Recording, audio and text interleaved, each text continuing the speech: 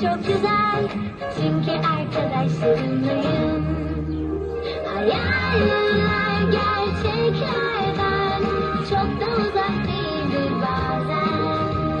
Prensesler, kahramanlar, bence hepsi aramızda var.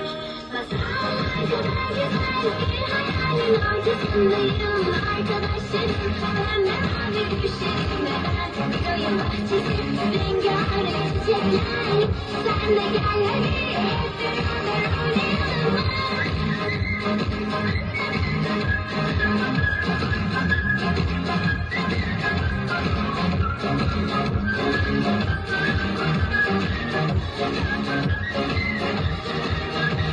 Hayaller gerçeklerden çok da uzak değildir bazen.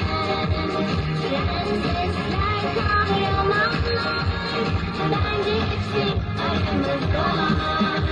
Masallar kadar güzel bir hayalin ortasındayım. Arkadaşlarım, pembe mavi düşlerim ve ben bir oyun bahçesi, rengarenk çiçekler.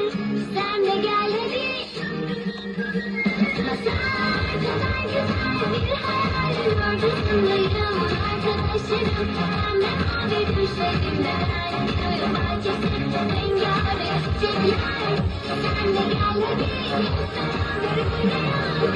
Masallar kadar güzel bir hayalin sana söyleyelim. Arkadaşlarım da yanında, bir oyun bahçesi, rengarenk çiçekler. Sen de gel hadi hep beraber oynayalım.